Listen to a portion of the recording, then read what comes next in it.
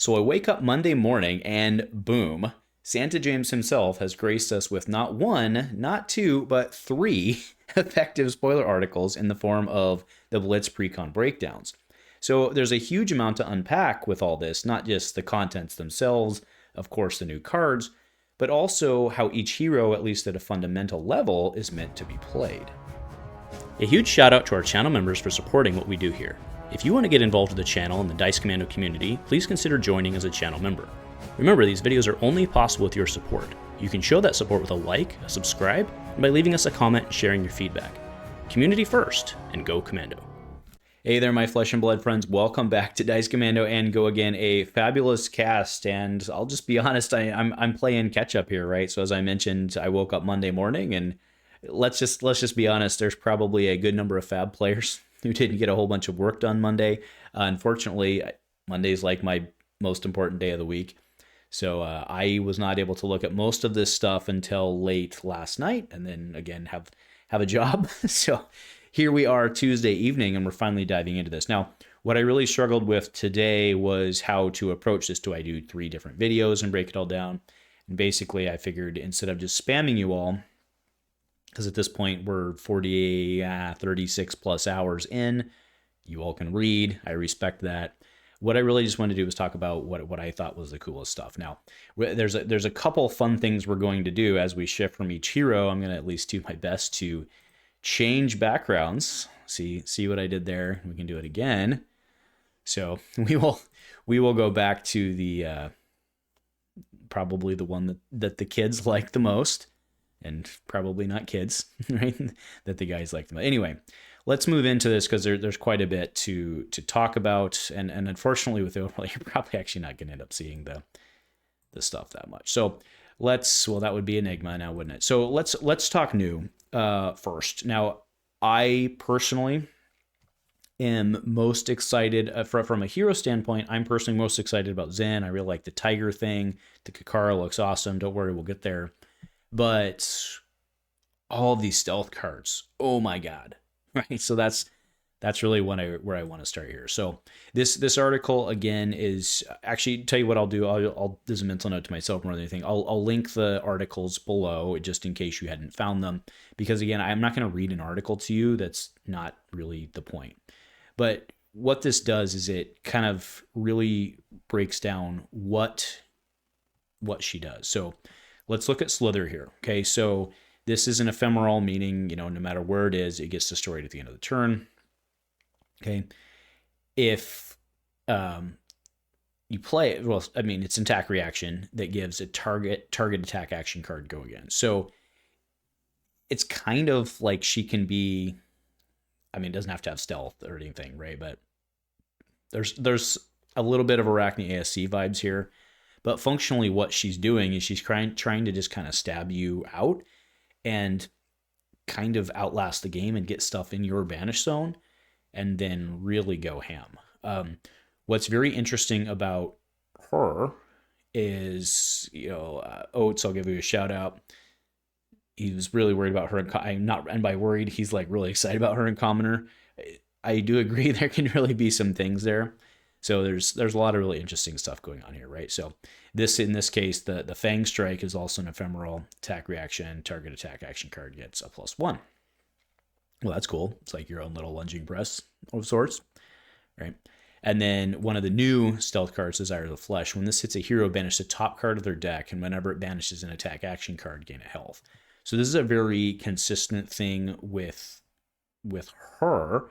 But keep in mind that these are not, this one in particular, the vast majority of the stealth ones we've seen are not limited to her. So that's kind of why I wanted to start with her. Like Arachne ASC looks real good.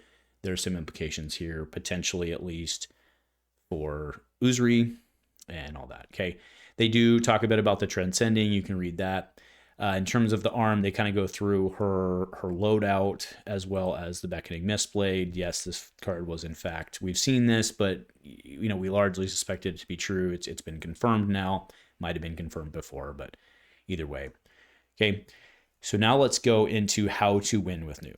Okay, so this is what I want to focus on for each hero because it essentially says, it's essentially telling us what the fundamental design of the hero was meant to do. Okay, so She slowly chips away at her opponent's life and deck, finishing them off with their own cards. Okay, so you're going to use the vast majority of your deck to get their deck to where it needs to be, do the things, get the stuff banished, and then at the end, once you've essentially cycled and pitch stacked, you can do your chi thing, and then use their cards to bomb them.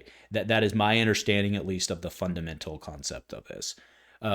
Let's be honest, this is not going to be a new player hero for sure, right?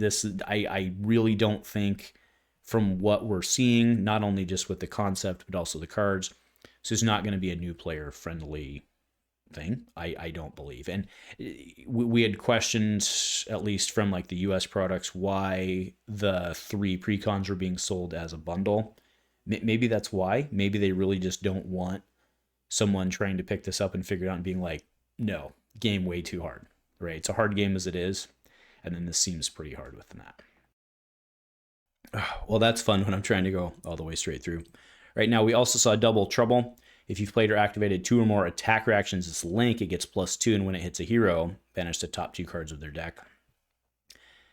This is actually like really, really good for Arachne AC. Like really good for Arachne AC. So that's a thing. We'll go and revisit that and see where they stand. It's a really aggressive Blitz meta right now, but that is a card. Okay.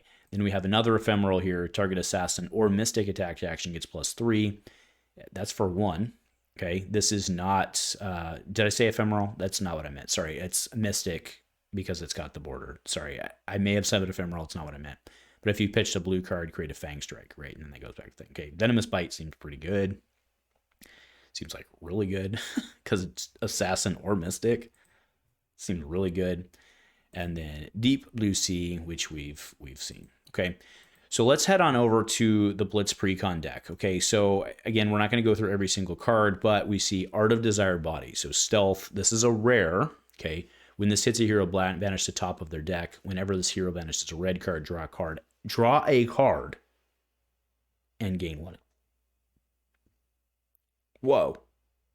Okay, now I do want to point out this is not a contract type thing, so it's not like forever present. It says specifically when this banishes a red card. So fair enough. But that's still pretty potentially good. That's kind of crazy, actually, I think. Okay, we have Bonds of Memory. This card's super cool. When this hits a hero, banish the top card of their deck, then banish a card from the graveyard. And essentially, if the 2 match, then, and only by name, by the way, if they match, gain a health. So this gain of health thing is also very interesting. Maybe now we're actually understanding why ASC is 19 health. I don't know if that factored into it or not, being the distance between the two, but it's relevant. Okay, here's Hiss. Now, do note that Hiss is an extended art, which implies that that will be the extended art one in the deck. You also see that it's red, yellow, and blue. So, by this, you get your extended Hisses. Okay, pretty cool. Impulsive Desire, when this hits a hero, banish top card or deck. Whenever this banishes a reaction or instant, gain +1. So what you're seeing from this is it's kind of like a reverse contract to a certain extent, right? The contract, does something to them in terms of like producing your silver. This gives you health. It seems functionally better. It's got stealth, so it still works with Razor. Man. Okay. Mind's Desire, when this hits a hero, banish top card of their deck. Whenever this banishes a non-attack. Okay, so you've got the whole, the assassins are getting quite the spectrum. Okay, but now one thing I want to point out about this deck is the sheer number of blues within the deck. We have 1 Passover and 1 Path Well Traveled. Those are going to be your chi cards. Okay, other than that, the vast majority of this is straightforward, except for this card I don't believe we saw on the others, which is Bonds of Attraction. When this hits a hero, banish the top card of their deck, then banish a card from their graveyard. Oh, we did. Wait, what?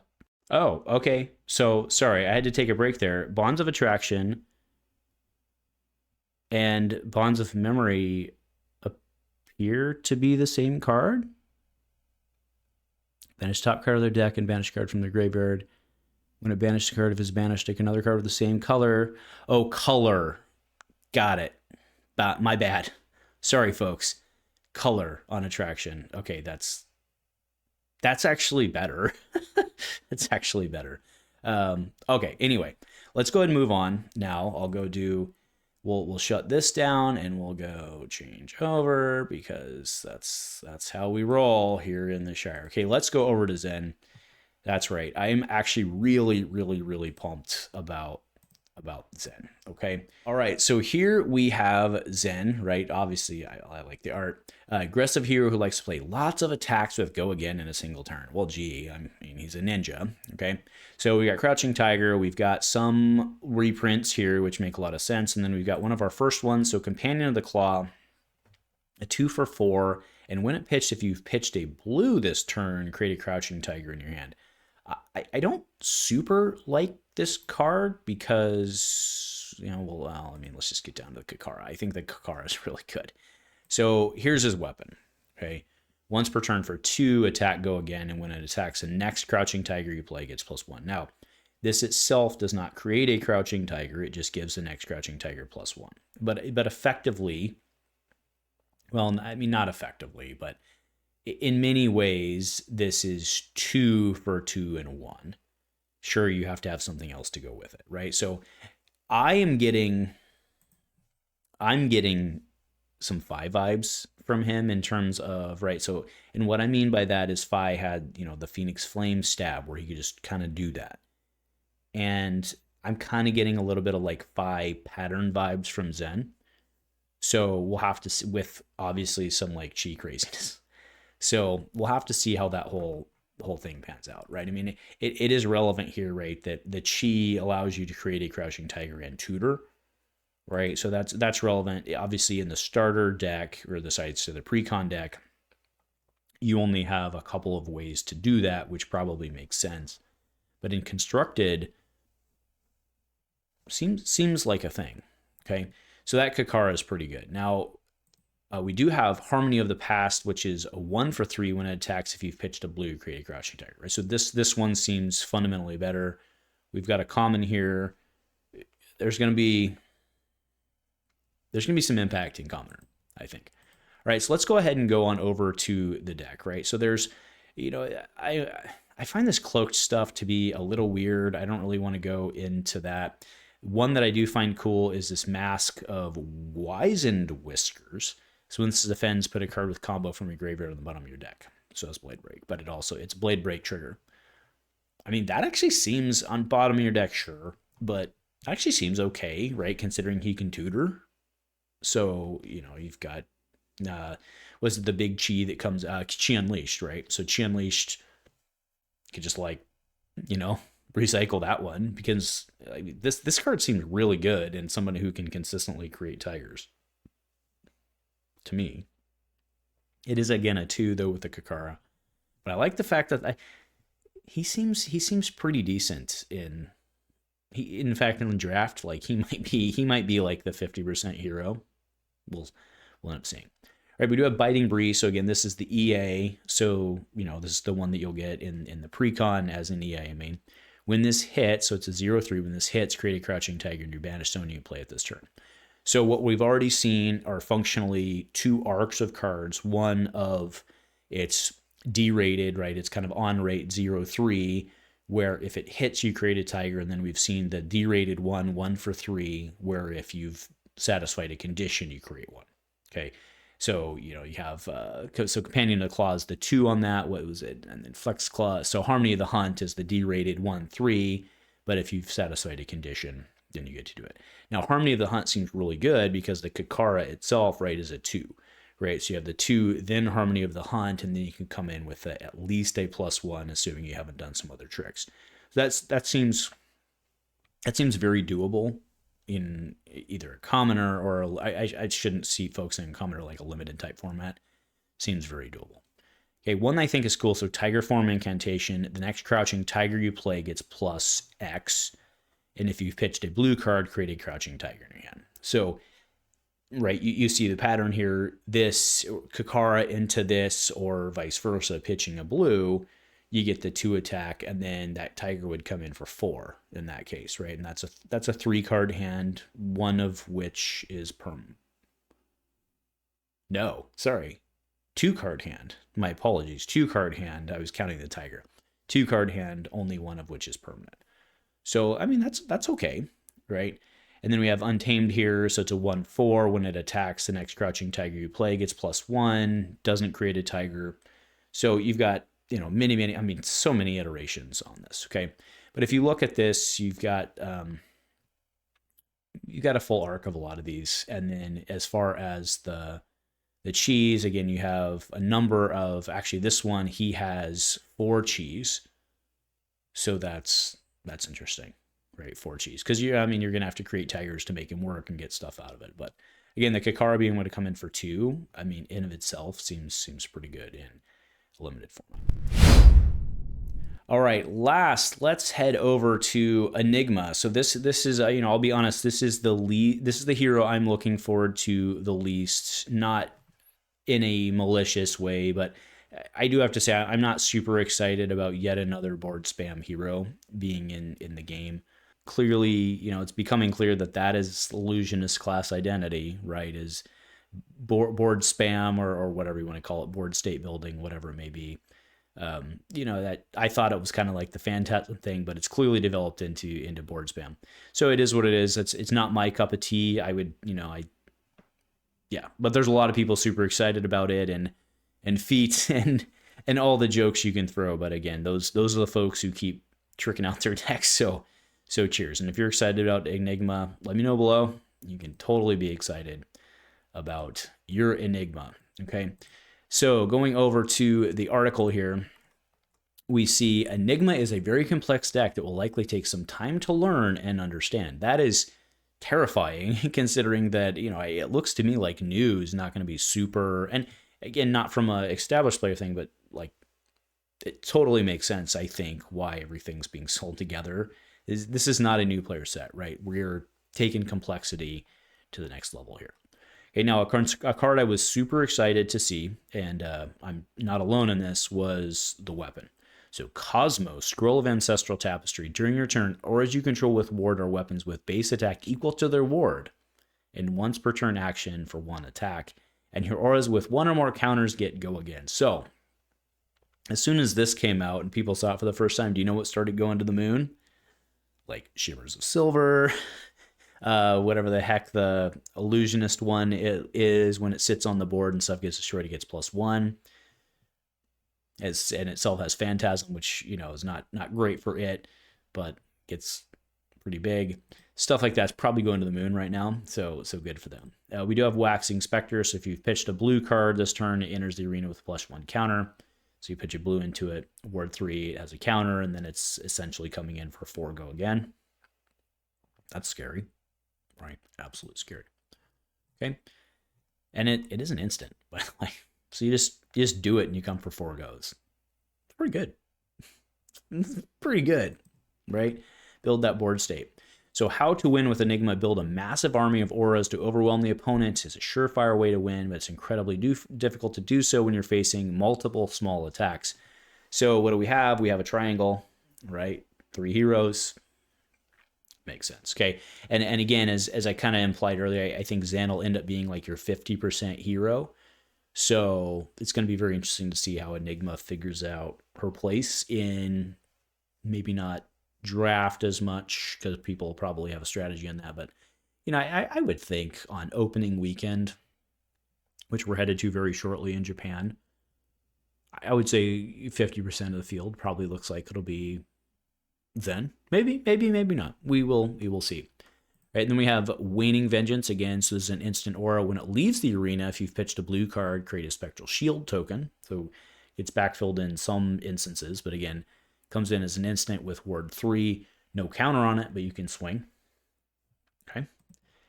And then Solitary Companion. So this one's not an instant, but when it enters the arena, if you control no other auras, create a Spectral Shield token.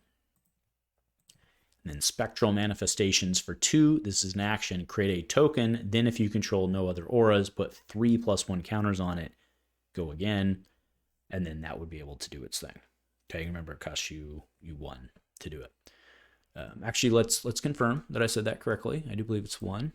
Yeah, once per turn, 1 attack, right? So the whole thing starts, again, from a basic level search draw itself. Okay, so let's go over to the deck. Okay, so we have the whole thing, Heirloom of Rabbit Hole, or Rabbit Hide, excuse me.